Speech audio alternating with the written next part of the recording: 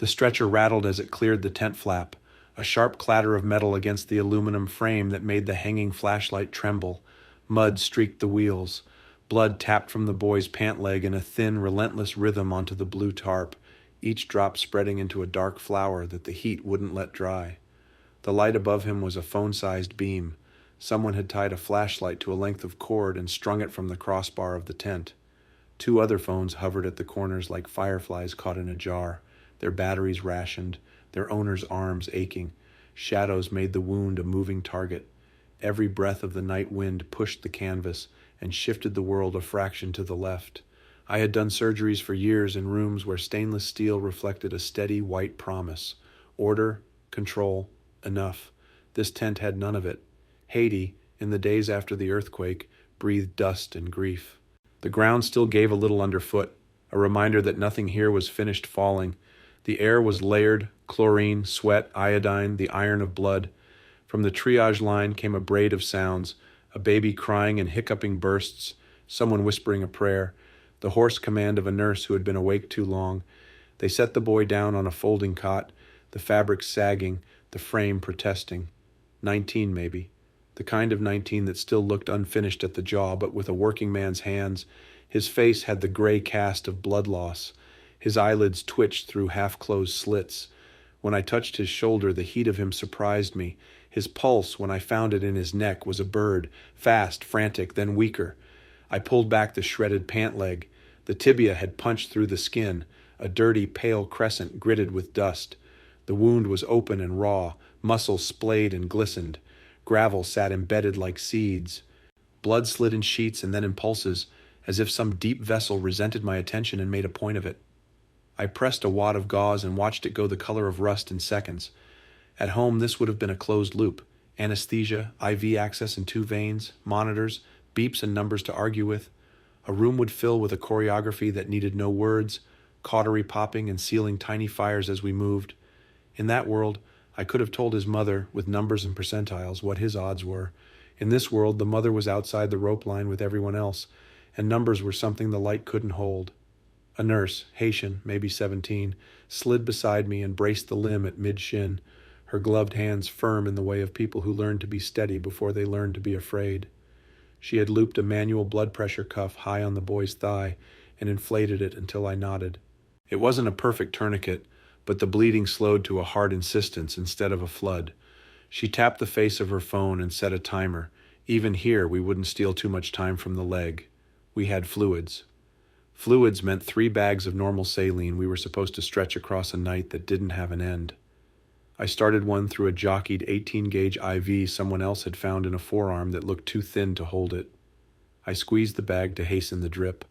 The line quivered and moved clear liquid into a body that was hemorrhaging faster than we could replace. The boy's foot was cool. The color had the chalky look of something that had been emptied of thought.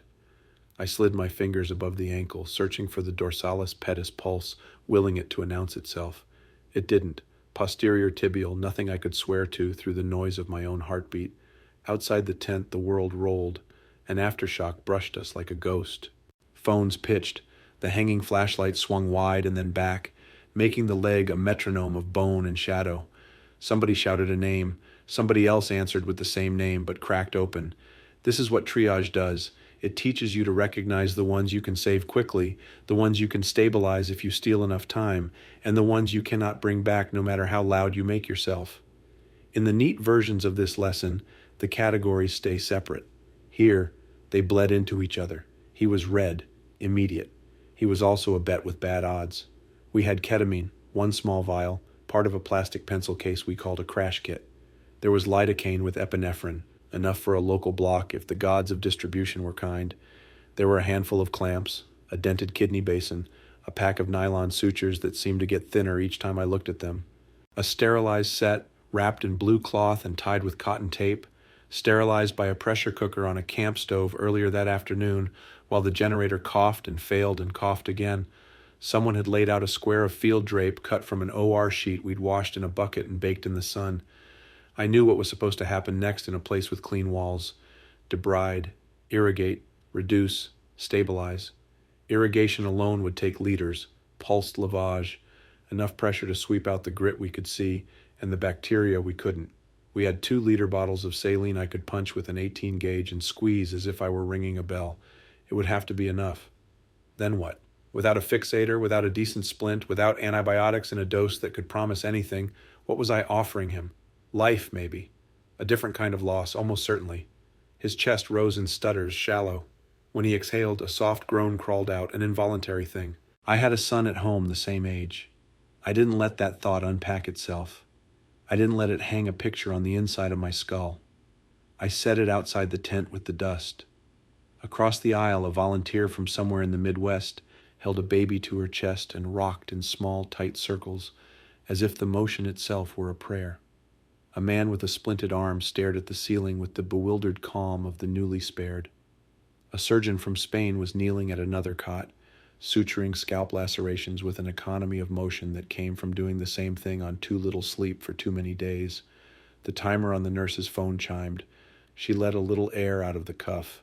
The leg woke a fraction, bleeding more for a minute and then settling. She watched my face and reinflated to the place my eyes told her to stop. I could wait for sunrise and a better light. I could imagine transport to a bigger unit in town, to the NGO hospital that had an operating theater and a generator that roared instead of whimpered. But the roads were broken and angry, armored with rebar and glass. Even ambulances, when we had them, were rumors. Later here was a kind of lie. Later meant a cot with a sheet pulled over. Later meant the tent becoming a quieter room for the wrong reasons. I thought through the steps in the blunt way you do when the muscle memory of training meets the embarrassment of scarcity. Debridement would hurt, but ketamine could make the body float even if only for minutes. Lidocaine could build a wall around pain if I found the nerve, and if the epinephrine bought us time, I would irrigate with what I had, pinch and clamp and tie what I could reach, except that perfection had no visa. I would align bone enough that the skin could meet again. I would splint with what we could cut from a plastic crate and an old Sam splint that had more lives than a cat. Antibiotics, cefazolin, if the box labeled ABX still held any. If not, whatever made Spectrum the supply runner could drag from a neighboring tent. The voice in my head that speaks with the authority of protocols tried to remind me of guidelines I couldn't follow. Another voice, older, the one that learned medicine on nights when nothing went like the book, said simply, "If you don't act, he will not see morning." I looked up at the hanging flashlight. It gave a small, electrical sigh. One of the phone lights shifted.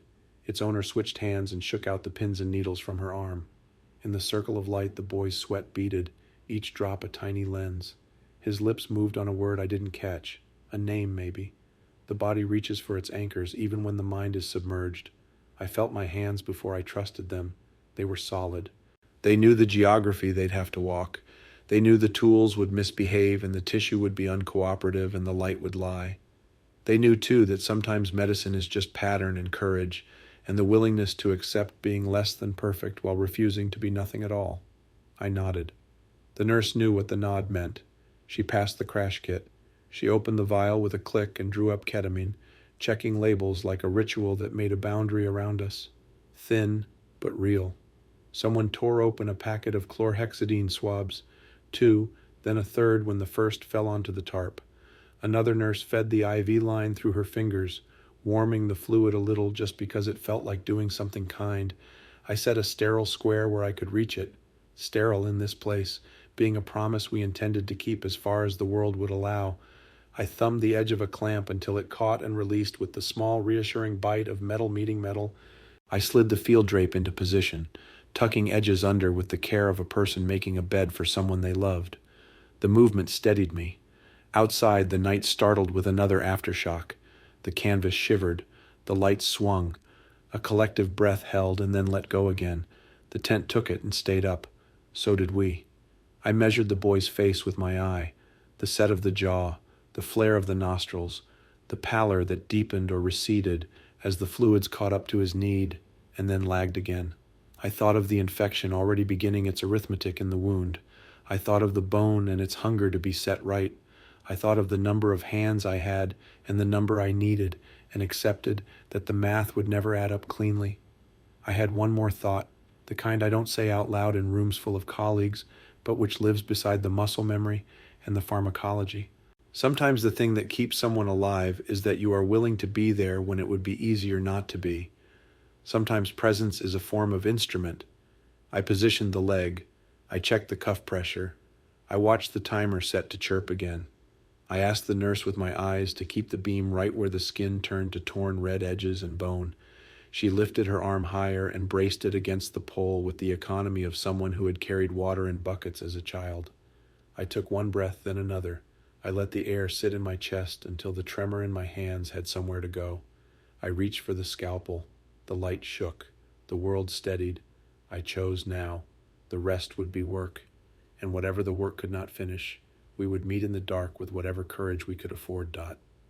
The scalpel touched skin, and for a second everything else in the tent disappeared.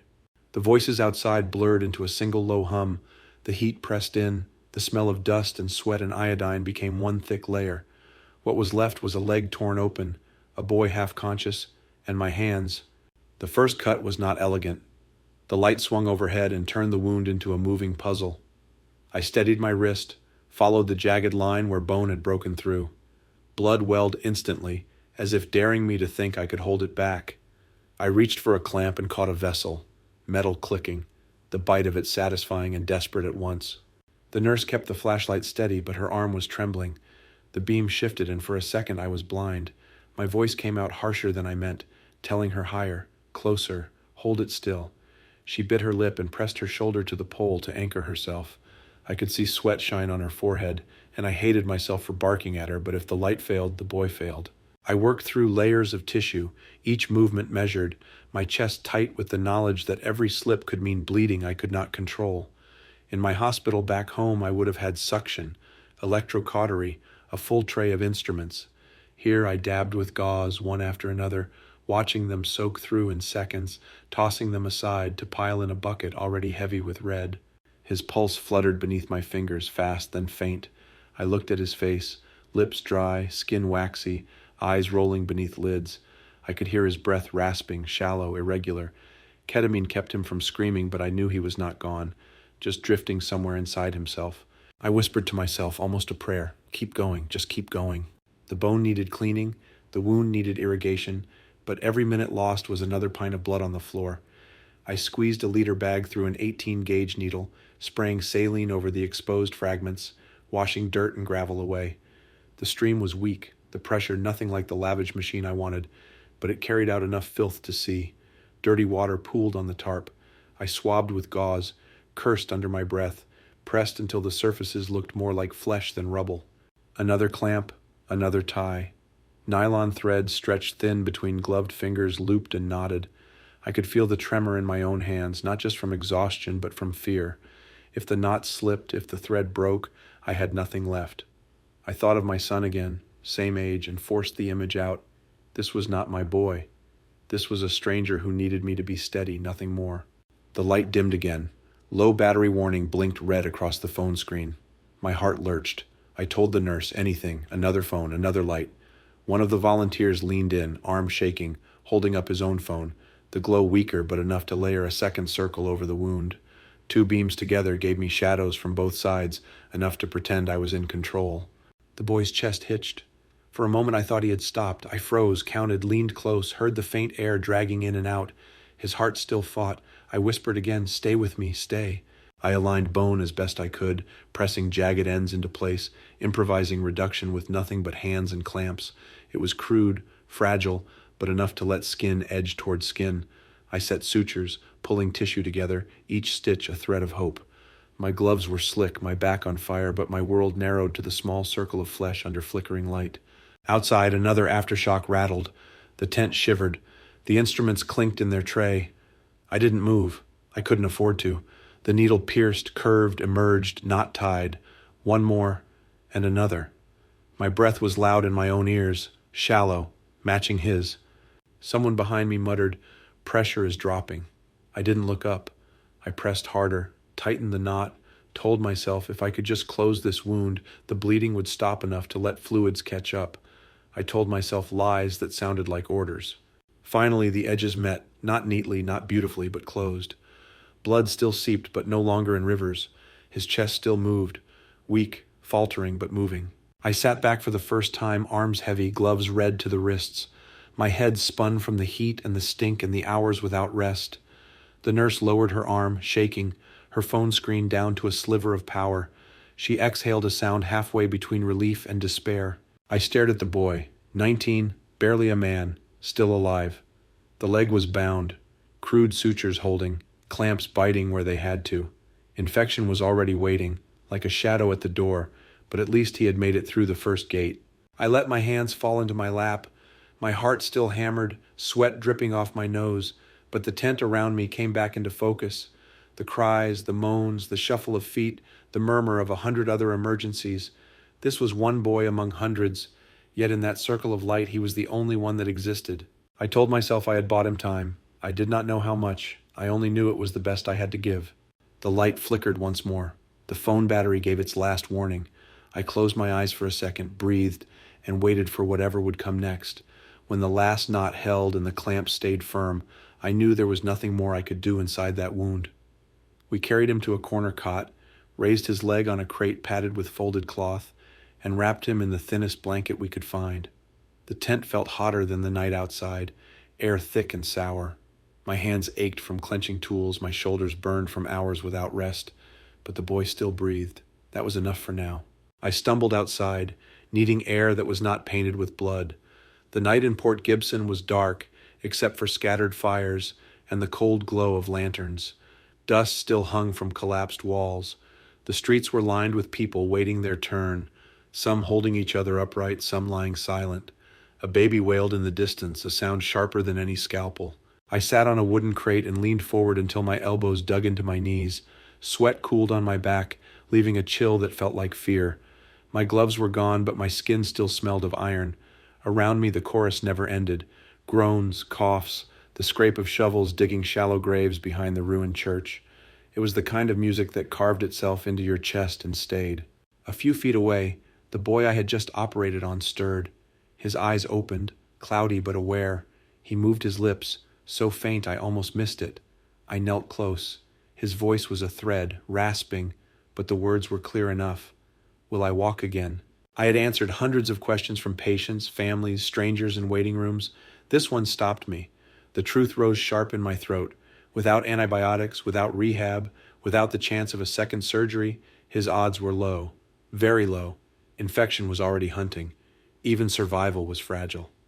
I looked into his eyes, saw how young he was, how much hope still lived in him, and the words refused to leave my mouth. I stayed silent, letting the question hang in the humid air until it dissolved into the noise of the camp. He blinked once as if he had his answer anyway and let his head sink back onto the thin pillow. His breathing steadied. In that moment, I felt both a savior and a liar. I walked a little farther, past the row of cots. A woman held her brother's hand while he shivered with fever. A father rocked his daughter who had a bandaged arm and wide, frightened eyes. They looked at me as I passed, not asking, not demanding, only hoping I carried something more than empty hands. I dropped onto another crate and stared at the sky. The stars were brilliant, almost cruel in their beauty over a city broken into dust. I thought of my own son back home, asleep in a room lined with posters, safe, whole. I wondered what I would want from the doctor if it were him on that cot. I knew the answer. I would want a miracle. The night went on without mercy. More stretchers arrived, more wounds, more screams muffled by cloth. I tried to rest my head against the tent pole, but each time I closed my eyes, I saw the boy's leg, the flash of bone, the pooling blood. My body begged for sleep. My mind refused. At some point before dawn, I felt a tap on my shoulder. It was the young nurse with the flashlight. She whispered that the boy was asking for water. I followed her back inside. He was awake, eyes dull but steady, lips cracked. I held a cup and dribbled a little into his mouth. He swallowed with effort, then let out a sound that was almost relief. He whispered again, "Thank you." I stayed by his side longer than I meant to. Watching his chest rise and fall, shallow but certain, I realized the surgery was only the beginning. The real fight was infection, fever, the slow erosion of hope. I had given him time, but time without resources was its own kind of cruelty. Voices around me blurred. Someone was calling out vitals. Someone else argued over the last dose of morphine. The tent smelled of sweat and bleach. My head throbbed. I stared at the boy and wondered if saving his life tonight only meant condemning him to another kind of suffering. Still, when his eyes met mine again, I forced a small nod. He blinked once, a faint smile on his lips, as if he believed in me more than I believed in myself.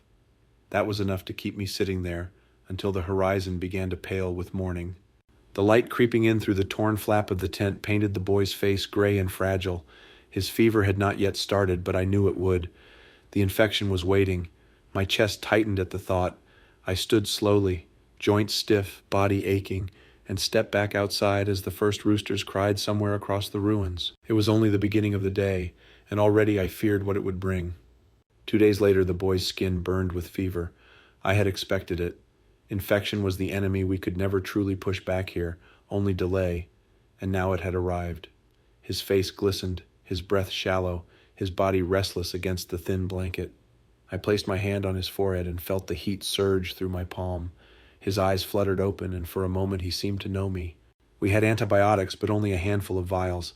They had to be stretched across dozens of patients, each one fighting sepsis, pneumonia, wounds filled with dust.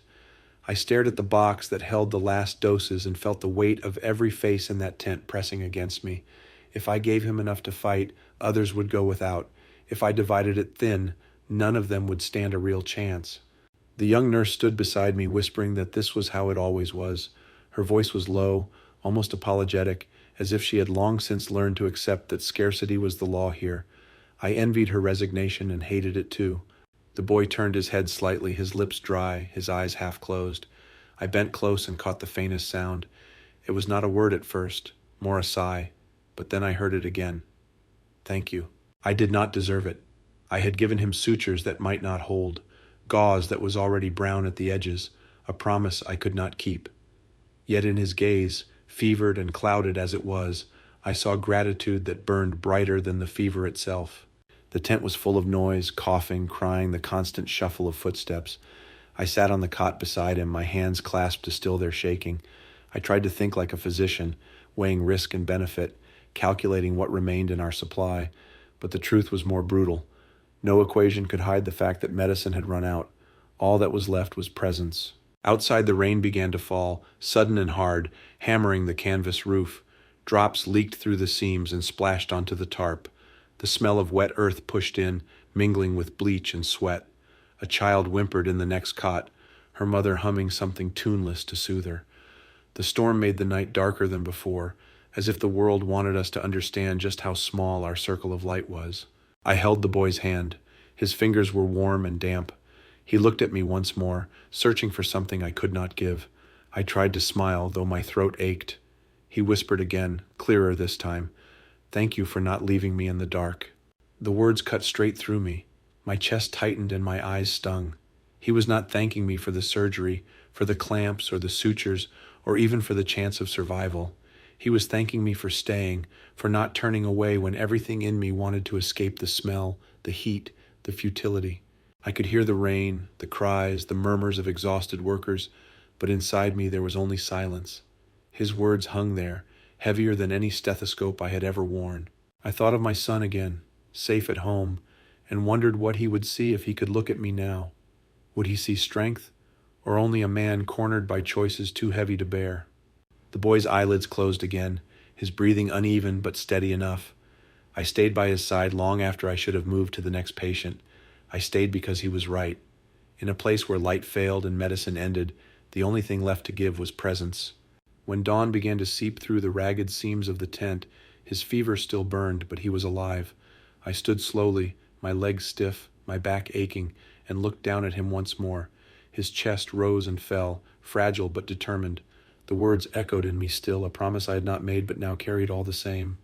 The rain eased, leaving behind mud and silence. The camp stirred awake. I stepped outside, the air thick and heavy, and waited for whatever the day would demand.